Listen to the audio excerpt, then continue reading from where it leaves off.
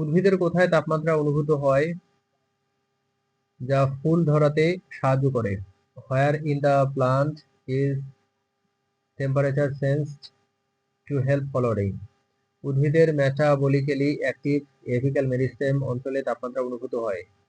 Temperature is sensed in the metabolically active apical meristem region of plants.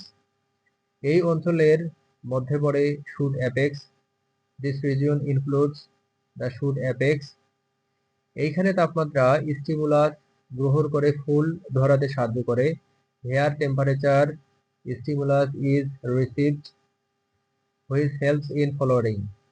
এছাড়াও mature stems অথবা seed এর embryo ও এই তাপমাত্রা অনুভব করতে পারে। In addition, the mature stem or the embryo of the seed can also feel this temperature. Vernalization এর উদাহরণ দাও।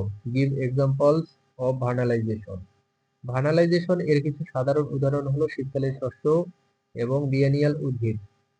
Some common examples of vernalization are winter crops and biennial plants.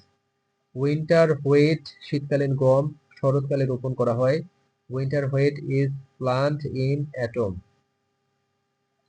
এবং শীতকালে নিম্ন তাপমাত্রা পাওয়ার পরে বসন্তে ফুল ধরে। And flowers in the spring after receiving low temperature during the winter.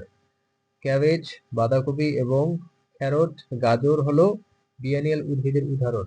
Cabbage and carrot are examples of biennial plant. এগুলো প্রথম বছর ভেজিটেটিভ বৃদ্ধি লাভ করে এবং শীতকাল পার করার পর দ্বিতীয় বছরে ফুল ধরে। They experience vegetative growth in the first year and flower in the second year after passing the winter. Vernalization এর প্রক্রিয়া আলোচনা করো। Discuss the mechanism of vernalization. Vernalization একটি প্রক্রিয়া যেখানে উদ্ভিদ ঠান্ডা আবহাওয়ার সংস্পর্শে আসার পর ফুল ধারণের ক্ষমতা অর্জন করে। Vernalization is a process where plants acquire the ability to flower after exposure to cold weather. এই প্রক্রিয়ার শুরুতে উদ্ভিদ একটি নির্দিষ্ট সময় ধরে শীত অনুভব করে। At the beginning of this process, the plant experience winter for a certain period. সাধারণত মেরিসমেটিক সেলগুলো এই ঠান্ডা অনুভব করে। Usually merismatic cells sense this cold. ঠান্ডা এক্সপোজার এর পর উদ্ভিদের মধ্যে কিছু বায়োকেমিক্যাল পরিবর্তন ঘটে। After cold exposure some biochemical change occur in the plant.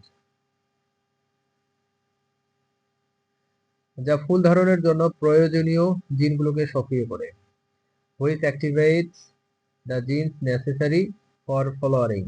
এই পরিবর্তনগুলো ফলাম এর মাধ্যমে অন্যান্য অংশে ছড়িয়ে পড়ে।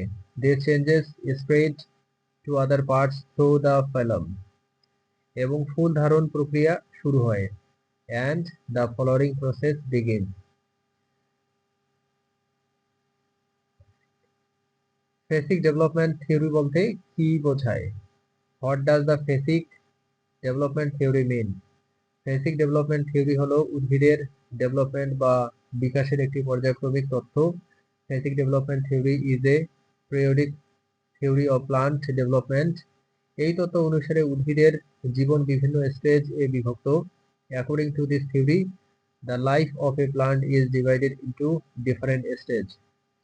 এবং প্রতিটি স্টেজ পরিবেশের বিভিন্ন উপাদান দ্বারা প্রভাবিত হয়।